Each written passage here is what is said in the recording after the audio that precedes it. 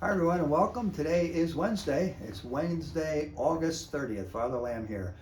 And here I am broadcasting, if you will, for the first time from Assumption Blessed Virgin Mary here in Northampton. Our other parish, and we're twinned now with Queenship of Mary. So I'm in my office here at the rectory at BVM, and it feels good to be here. If you look off to your right, you'll see Lincoln Avenue, and I think over here to your left, my right, is 22nd Street, just so you know where we are. And of course, the borough guys are working here today, so you might hear some trucks going around out there. We're always doing improvements here in the borough of Northampton.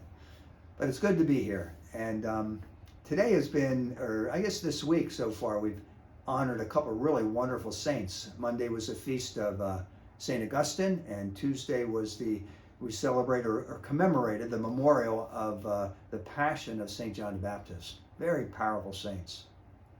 They have a lot to teach us, and I think a couple quotes from St. Augustine, as you may very well know, St. Augustine did not live a very good life for like the first 30 years of his life. His mother, Monica, prayed for him and prayed for him. So if you're worried about somebody in your life, worried about their soul, how they're doing, Monica is the go-to person. Ask Monica to pray for that person, put them into the arms of St. Monica. And of course, St. Augustine then, after about 30 years, finally converted to the faith. A couple of his lines that I really love. One thing he said that's so true, and I think very applicable to our culture today, is that St. Augustine said, "You have made us for yourself, O Lord, and our hearts are restless until they rest in you." And all this activity of our world, so much of that is we're searching for God, and we don't even know it. You know, whether it's going into the internet and all this stuff, media that we have, and go, go, go, push, push, busy, busy, let's go, work, work, work. We're all searching for God. And at a certain point, we just have to stop.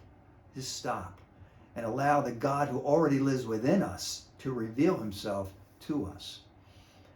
The other line that I really like with St. Augustine, I'm sure you've heard, and this is especially if you're struggling and you don't want to be judgmental of people, but they're not living the way, the gospel teaches to live. St. Augustine said, "God loves the sinner, but hates the sin." And so sometimes we can say, I don't agree with what you're doing, but I'm going to continue to love you. And that's very comforting to us. That even though when you and I are sinning, God doesn't love us any less. And sometimes we think once we sin, like God hates me now, and we hurry up, let's get to confession, let's get cleaned up so God can love me again. God loves us in our destitution. He loves us because God is love, and that's what he does. He loves. And he loves us while we're in our sin, always trying to draw us closer to himself, So God loves the sinner and hates the sin. And then we have St. John the Baptist, who's an incredible person. And as you know, St. John the Baptist was put in prison. He was speaking out against King Herod because King Herod married Herodias, who was the wife of his brother Philip. And so this was an unlawful marriage. You couldn't marry your brother's wife. So he's really struggling with this. And Herod, has him eventually killed through the intercession of Herodias, really. So anyway, the point is that St. John the Baptist was killed for speaking the truth. How often do you and I struggle not just to speak the truth, but to know the truth? In this age of news and fake news and the spin doctrine, let's spin things a little bit our way, so to speak, you wonder what's the truth. You can watch the same news on two different channels and you wonder, is that the same story? Because it was tilted one way this way and one way that way, depending whether, you're liberal, conservative, however you want to look at this. And so often you can find yourself wondering, what's the truth? That's why we need St. John the Baptist. And to speak the truth in love, and to speak the truth with courage. But the line that I really love with him is when he finally came into the presence of Jesus and he said, "Now I must decrease so he may increase." And that, my brothers and sisters, can be the whole life of any Christian. I must decrease so Jesus can increase. So rather than force ourselves into a situation or take over or get control, when we go into a situation, we just might say, how do I need to get out of the way in this situation so Jesus can be the way? It's always getting the ego out of there, the I. And ego, as you know, ego is the Latin word for I am. And someone once said that ego can also stand for easing God out.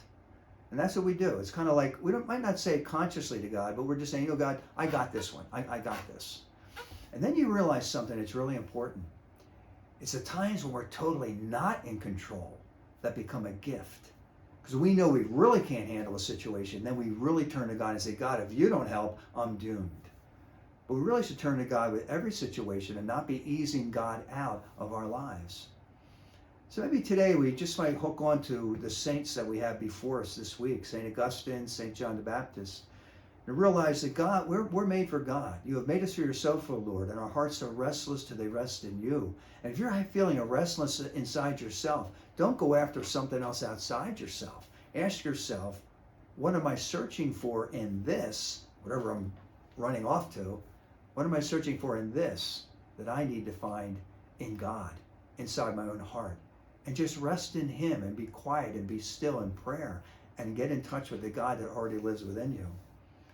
And let's also take St. John with us as well, St. John the Baptist, and realize in every situation today or this week, we might ask ourselves, how can I decrease so that Christ can increase?